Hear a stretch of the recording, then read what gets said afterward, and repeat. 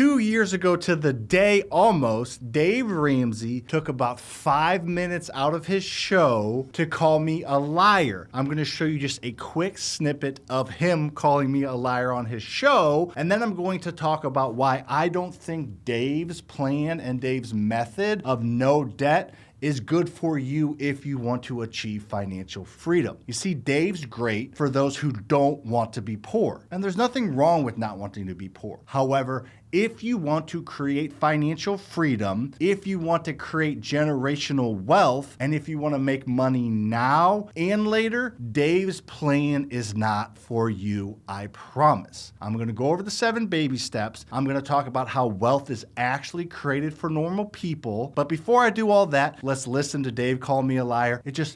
It brings back memories and gets me a little misty-eyed, but let's check it out. I have $25 million in mortgages, and he's got a baby on his hip. Oh, you've seen that one. Yeah, that one went viral. Yeah, that one's just so... That guy's so lying that is not true. You just watch it. Watch his eyes, watch his mouth. I mean, the guy's just... You don't have to be a FBI trained to figure out this guy's not telling the truth, okay? So it's just a straight up lie. All right, so as you can see, he got kind of nasty there for a little bit, calling me names, calling me a liar. But regardless, at the time of the video, I had about $25 million worth of debt. That was a true statement. I told Dave then, and I'll say it again now. I'll gladly show you my financial statements and my mortgages to prove that fact. At the time, I was in $25 million worth of debt and had about $17, $18 million worth of equity. Well, now I'm in $30 million worth of debt, so more debt, but I have about $21 million worth of equity. You see, I have figured out how to use debt to create wealth, and that's what we're going to talk about in this video. I'm going to show you a fun example here, a simple example of how debt can be utilized, if done properly, to create wealth. Now, the 2 biggest differences between probably what you think of debt and what Dave thinks of debt maybe, and what I think of debt and some other people think of debt is there's different types of debt. Very few things in this world are black and white. There's always colors and nuances, and debt is the same way. You see, there's good debt and there's bad debt. I agree with Dave. Bad debt is to be avoided, and bad debt is not a wealth creator. However, good debt should be understood and leaned into if you do want to create wealth. Bad debt is something that you get into by borrowing money that doesn't produce cash flow for you and doesn't go up in value. For example, a car loan, credit card debt. You're borrowing somebody else's money and you use that money to buy something that doesn't go up in value and doesn't produce cash flow, aka a liability. Of course, you borrowing money to buy liabilities, not going to create wealth for you. However, on the flip side, if you borrow money to buy an asset, which by definition is something that goes up in value and produces cash, it is a way to create wealth. I've done it with real estate and lots of people do it with businesses. It just seems to be the best way to create wealth because Dave's plan's not a way to do it. I'm going to go over it here very, very quickly, but he calls it a 7 baby steps. He's literally calling you a baby after he called me an idiot and a liar, whatever he called me. But his 7-step baby plan is like save $1,000, which is great. Pay off all your debt except your house, which I think is fine. Use a debt snowball to do that. And then step 3 is save 3 to 6 months of emergency expenses. That's fine. Step 4 is now, for the first time, you're going to start investing for the first time in step 4, which you probably are in your 30s or 40s at this time. Step 5 is save for your children's college fund, which I don't think is a bad thing, but your kids might not even want to go to college or need to go to college, and who knows if college is even a big thing in the future. And then step 6 is pay off your home, and then step 7 is to build wealth and give back. So I'm trying to get you to build wealth and give back in step 1. He's making you wait till step 7. And I think it goes without saying that step 1's going to happen faster than step 7, and that's what I look at debt as an accelerant if managed properly. I'm not going to tell you to just get into debt and buy something that's never going to pay you and that's never going to go up in value. I'm telling you to get into debt to buy something that's going to pay you and that's going to go up in value. So the 7-step plan, while it's probably needed for some people, I think Dave underestimates you, he underestimates the American people, and he underestimates the power of somebody understanding a concept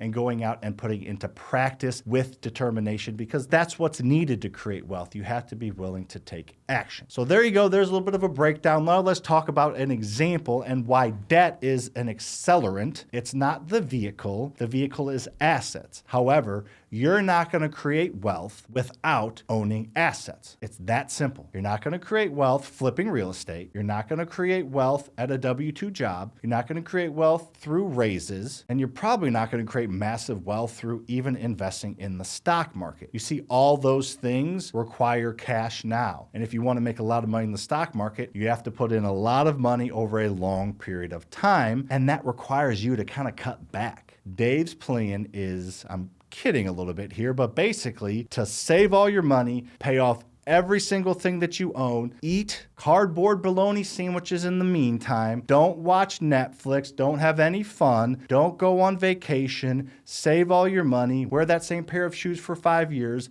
and never do anything enjoyable now. Sacrifice, and then eventually you'll be able to enjoy some resemblance of freedom financially. And that probably will work. However, do you want to be financially independent and secure and not worry about money when you're 65 or when you're 35? Or in 30 years or in 3 years. Again, debt is an accelerant if you use it properly. Let's look at this example and I'll show you what I mean. Then I'll talk about the different types of assets that I think you can leverage. So let's say this is an asset. I know it's just a red Solo cup. Saw a few of these in college, as I'm sure some of you maybe did, or back in the partying days. Don't have a ping pong ball. If I did, I'd show you a few things. Luke's and I went 45-0 one weekend playing beer pong, but I digress. Let's say this is just an asset, okay? This is just plain Jane asset, something that you can make money with. You need to own these things to create wealth. Assets create wealth. Whether you're talking a business, whether you're talking Facebook, whether you're talking a lawn care business, whether you're talking apartment complex or a single family rental, owning assets is what will lead to your wealth. Every single person you know that's created wealth, and everybody on anyone's list of wealthy people, their wealth's in assets. It's not in cash, it's in assets and their equity of ownership in the business or the real estate that they own, okay? So this is an asset. Let's say this asset costs you $10,000.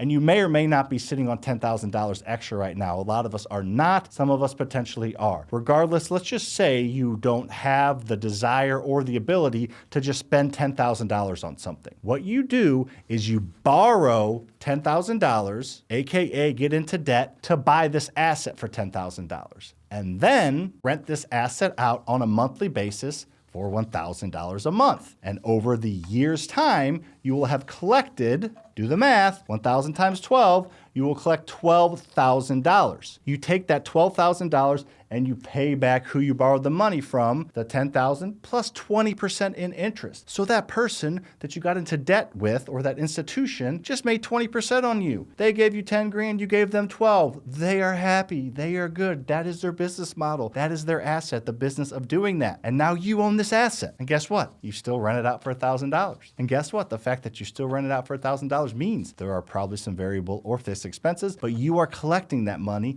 and a majority of that, or at least some of that, is staying with you. And if it's an asset and you're managing it properly, guess what it does? It goes up in value. So this asset increases in value as you rent it out or produce cash flow from it if it's a business. And as time goes on, you make more money because you collect more cash flow. You're paying little or less money to other people because you have the debt paid off. And you can do this as many times as you want with businesses or with real estate. I've done this over 300 times with real estate with the Burrs method, which I'll give you a video to at the end, and have another thing I want to give at the end. But regardless, that is a simple way to explain how properly leveraged debt creates wealth. And you can go the Dave route, but it's just not a way for you to get ahead anytime soon. If you want to jump ahead of the line by putting in work, but using your brain, working smarter, not harder, this is the way to do it. There's really no other way to do it. The financial system that we live in is not set up for us to get ahead financially. It's set up for the wealthy to remain wealthy